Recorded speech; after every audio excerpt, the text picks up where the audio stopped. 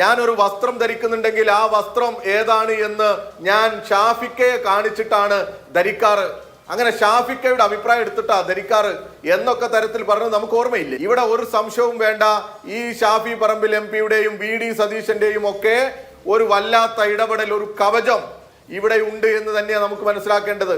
രാഹുൽ മാങ്കൂട്ടത്തിനെതിരെ ഉണ്ടാകുന്നത് രാഷ്ട്രീയമായ വേട്ടയാടലാണ്. ഈ വിഷയത്തിൽ ഈ കാര്യത്തിൽ കോൺഗ്രസിന്റെ MLA കുറ്റക്കാരനാണോ എന്നറിയാൻ കോൺഗ്രസിന് ശബ്ദ പരിശോധനയും ഫോറൻസിക് പരിശോധനയും ആവശ്യമുണ്ട്. ഞാൻ ഈ ചർച്ചയുടെ തുടക്കത്തിൽ ശ്രീ KP നൗഷാദിനോട് ചില ചോദ്യങ്ങൾ ചോദിച്ചു. എല്ലാം ഒറ്റവാക്കിൽ ഉത്തരം പറയാൻ കഴിയുന്ന ചോദ്യങ്ങളാണ്. ഈ ചാറ്റ് തന്റേതാണോ അല്ലയോ എന്ന് രാഹുൽ മാങ്കൂട്ടത്തിനോ കോൺഗ്രസിനോ ഉറപ്പുണ്ടോ?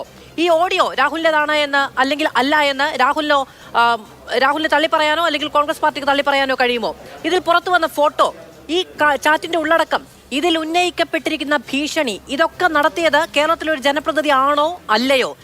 ഇത്രയും പ്രാഥമികമായ കാര്യങ്ങളിൽ വ്യക്തതയില്ല. ഈ വിവാദങ്ങളൊക്കെ പൊട്ടിപ്പുറപ്പെട്ട് ഇത്രയും ദിവസങ്ങളായിട്ടും അതുകൊണ്ട് മാത്രമാണ് ഇപ്പോഴും ഈ പറയുന്ന സൈബർ ഇടങ്ങളിൽ കൃത്യമായ വ്യക്തമായ ഒരുതരം സംശയം വെച്ചു പുലർത്താനും അതിന്റെ ആനുകൂല്യം അനുഭവിക്കാനും കഴിയുന്നത്. ഒരൊറ്റ കാര്യം പറഞ്ഞാൽ മതി, ഇതൊക്കെ ചെയ്തത് താനാണോ എന്ന് വെച്ചാൽ അത്ര ഗംഭീരമായ ഒരു ജനപ്രതിനിധിക്ക് വളരെ ആത്മവിശ്വാസത്തോടെ, വളരെ അവകാശബോധത്തോടെ, വളരെ ആത്മാഭിമാന ബോധത്തോടെ എന്റേതാണ്, എല്ലാം എന്റേതാണ്, എല്ലാം ഞാനാണ് എന്ന് പറയാൻ കഴിയുന്ന തരത്തിലുള്ള കാര്യങ്ങളൊന്നും അല്ലല്ലോ പുറത്തു വന്നത്.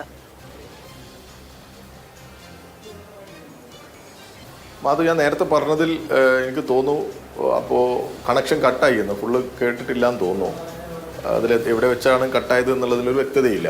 ഏതായാലും ഞാൻ പറയാം. ഇപ്പോൾ ഇവിടെ നമ്മൾ മനസ്സിലാക്കേണ്ടത്, ഈ പാലക്കാട് MLA അദ്ദേഹം ഈ ആരോപണമൊക്കെ വന്ന തുടക്കത്തിൽ ഒരു പത്രസമ്മേളനം നടത്തി. ആ പത്രസമ്മേളനത്തിൽ വന്നിട്ട് വലിയ രീതിയിൽ അങ്ങ് ആക്ഷേപം ചൊരിയാണ് ഞങ്ങൾക്കെതിരെ. അതുപോലെ അദ്ദേഹം ഒരു ചാമ്പ്യൻ ആവാൻ ശ്രമിക്കുക. ഞാൻ കോൺഗ്രസിൻ്റെ വേണ്ടി എന്തൊക്കെയോ ചെയ്തു, അതുകൊണ്ട് അദ്ദേഹത്തിന് നേരെ വരുന്ന ഒരു ആരോപണമാണ് എന്നൊക്കെ തരത്തിൽ ഒന്ന് വരുത്താൻ ശ്രമിക്കുക. പിണറായി വിജയൻ ഗവൺമെൻറ്റിനെ ഒക്കെ പറഞ്ഞ് വലിയ ആക്ഷേപമൊക്കെ അങ്ങ് ഉന്നയിക്കുക. യഥാർത്ഥത്തിൽ അത്രയൊന്നും എനർജി വേണ്ടല്ലോ. ആ വന്ന വോയിസ് ക്ലിപ്പുകൾ, ആ വന്ന സ്ക്രീൻഷോട്ടുകൾ, ഈ ഗർഭചിത്രം നടത്തുന്നതുമായി ബന്ധപ്പെട്ട സംസാരം അതെൻ്റേതല്ല, ഞാൻ അതിനെതിരെ നിയമ നടപടി സ്വീകരിക്കും എന്നൊറ്റ വാക്ക് പറഞ്ഞാൽ ഇവർക്ക് പിന്നെയും സമയമുണ്ട്. നമുക്ക് ഈ പറഞ്ഞ എല്ലാ ചർച്ചകൾക്കും പിന്നെ സ്പേസ് ഉണ്ട്. എന്നാൽ അവിടെ അങ്ങനെ ഒരു സംസാരമേ നടത്തിയിട്ടില്ല. ഇവിടെ ഇപ്പം നൗഷാദ് അലി കുറെ കാര്യങ്ങളൊക്കെ പറഞ്ഞു. നൗഷാദ് അലിക്ക് ഒന്നുകൂടി ഓർമ്മപ്പെടുത്തി തരാൻ ചിലപ്പോൾ നൗഷാദ് അലിക്ക് അങ്ങനെ ഇതൊന്ന് ഓർമ്മപ്പെടുത്തണമെന്ന് ആഗ്രഹം കാണും. KC വേണുഗോപാൽ വരെ, സാക്ഷാൽ ഉമ്മൻചാണ്ടി ഉൾപ്പെടെ KC വേണുഗോപാൽ, PC വിഷ്ണുനാഥ് തുടങ്ങി അങ്ങോട്ട് കോൺഗ്രസിന്റെ സകലമാന നേതാക്കന്മാർക്കെതിരെയും ആക്ഷേപം ഉന്നയിച്ചിരുന്നു കേരളത്തിൽ. ആ ആക്ഷേപം ഉന്നയിച്ച സ്ത്രീ ഇപ്പോൾ എന്തോ വിഷാംശം ഉള്ളിൽ കയറി എന്ന് പറഞ്ഞ് ആശുപത്രിയിൽ ചികിത്സയിലാണ് പോലും. എന്തോ വല്ലാത്ത ഒരു മാരകാസുഖത്തിന് അടിമപ്പെട്ടു, പ്രത്യേക എന്തോ വിഷം ഉള്ളിൽ കയറി എന്നാ പറയുന്നത്. അന്നും ആ ആക്ഷേപത്തിന് തുടക്കം കുറിച്ചത് മല്ലേലിൽ ശ്രീധരൻ നായർ എന്ന് പറയുന്ന വന്ധ്യവയോധികനായ കോൺഗ്രസിന്റെ തലയെടുപ്പുള്ള നേതാവായിരുന്നു. അവിടെ ഒരു ഫിനാൻഷ്യൽ ക്രൈം ഉണ്ട്, ഒരു സാമ്പത്തിക ഇടപാടുണ്ട്, തട്ടിപ്പ് നടത്തിയിട്ടുണ്ട്.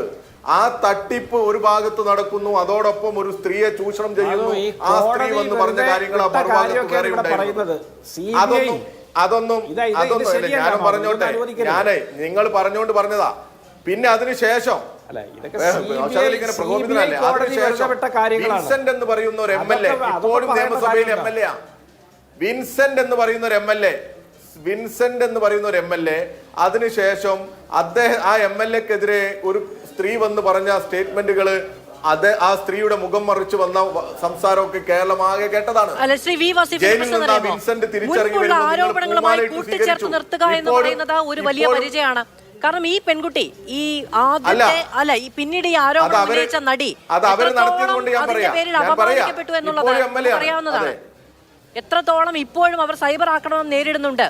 ഇപ്പോ ഹണി ഭാസ്കറിന് എത്രത്തോളം ഈ അപമാനം നേരിടുന്നുണ്ട് എന്നതടക്കമുള്ള കാര്യങ്ങൾ നമ്മൾ അറിയുന്നുണ്ട്. അപ്പം മുൻപുള്ള ആരോപണങ്ങളുമായി താരതമ്യപ്പെടുത്തുക എന്ന് പറയുന്നത് പോലും തന്ത്രമാണ്. അതെ, ആ തന്ത്രം കോൺഗ്രസ് ഉപയോഗിച്ചുകൊണ്ടിരിക്കുക. നിലവിൽ വിൻസെന്റ് MLA ഇപ്പോഴും നിയമസഭക്കകത്തുണ്ട്, എൽദോസ് കുന്നപ്പള്ളി നിയമസഭക്കകത്തുണ്ട്. അതിനെക്കുറിച്ച് ഇവർ പറയുന്നില്ല.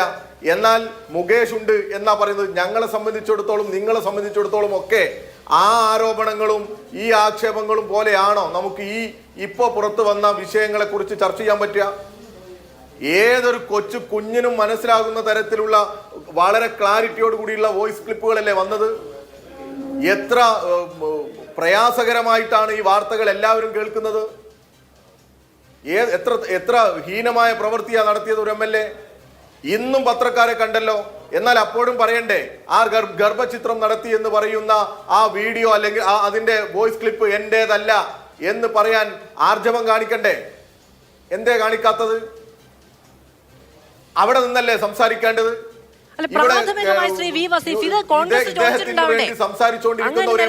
യൂത്ത് കോൺഗ്രസിന്റെ സംസ്ഥാന അധ്യക്ഷ പദവിയിൽ നിന്ന് മാറ്റി നിർത്തുന്ന സമയത്ത് കോൺഗ്രസ് അത് ചോദിച്ചിട്ടുണ്ടാവണ്ടേ? അപ്പൊ അങ്ങനെയാണെങ്കിൽ ആ ചോദിച്ച ആളുകൾക്ക് ചോദിക്കാതെ, രാഹുൽ മാങ്കൂട്ടത്തിന്റെ മറുപടി കേൾക്കാതെ ആ തീരുമാനം എടുക്കാൻ കഴിയില്ലല്ലോ. അപ്പൊ ആ ചോദിച്ചതിന്റെ മറുപടി കേരളത്തോട് പറയാനുള്ള ഉത്തരവാദിത്തം മുതിർന്ന നേതാക്കൾക്കില്ലേ?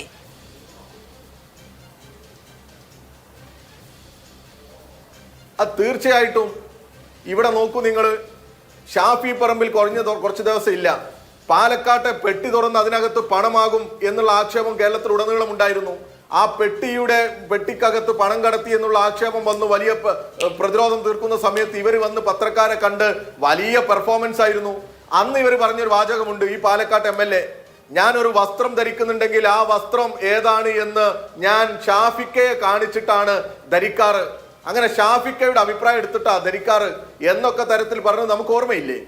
എന്നിട്ട് ഇപ്പോ കഴിഞ്ഞ ദിവസം വന്നിട്ട് ആ പറയുന്ന ഷാഫിക്ക ന്യായീകരിക്കാൻ ശ്രമിക്കുക. ഇവിടെ ഒരു സംശയവും വേണ്ട, ഈ ഷാഫി പറമ്പിൽ MPയുടെയും VD സതീശന്റെയും ഒക്കെ ഒരു വല്ലാത്ത ഇടപെടൽ, ഒരു കവചം ഇവിടെ ഉണ്ട് എന്ന് തന്നെയാണ് നമുക്ക് മനസ്സിലാക്കേണ്ടത്. അല്ലെങ്കിൽ ഈ വിഷയത്തിലൊക്കെ ഇദ്ദേഹത്തിന് വേറെ എന്തെങ്കിലും ഒരു സംശയത്തിന്റെ മറയോ ആനുകൂല്യം ഒക്കെ കിട്ടണമെങ്കിൽ ഇദ്ദേഹം 2 തവണ പത്രക്കാരെ കണ്ടു. ആ 2 തവണ പറയണ്ടേ? ഇന്ന് മറ്റൊരു കേസിൽ ഇതിന്റെ വോയിസ് ക്ലിപ്പിൽ എന്തോ അവ്യക്തതയുണ്ടെന്നൊക്കെ പറയാൻ ശ്രമിച്ചു. അതവിടെ ഇരിക്കട്ടെ, അത് ഗൗരവമില്ല എന്നല്ല. എന്നാൽ ഇതിനേക്കാൾ ഗൗരവം ഉള്ളതാണല്ലോ മറ്റത്. ഗർഭചിത്രം നടത്തി എന്നുള്ള ആക്ഷേപം, കൊല്ലുമെന്നുള്ള ആക്ഷേപം, ഞാൻ സ്വയം മരിക്കുമെന്നുള്ള ഭീഷണിപ്പെടുത്തൽ, ഇതൊക്കെ പുറത്തു വന്നല്ലോ.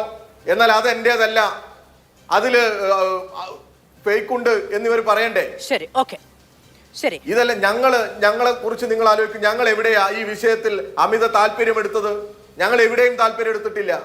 ഈ തുടക്കത്തിലൊന്നും ഞങ്ങൾ ഈ വിഷയങ്ങളുടെ ഒരു വലിയ ഗൗരവം വരാത്ത ഗോസിപ്പുകൾ മാത്രം നിറഞ്ഞു നിൽക്കുന്ന സമയത്തൊന്നും ഞങ്ങൾ എവിടെയും ഈ ഒരു MLA ആക്ഷേപിക്കാനോ മോശപ്പെടുത്താനോ ഒന്നും വന്നിട്ടില്ല.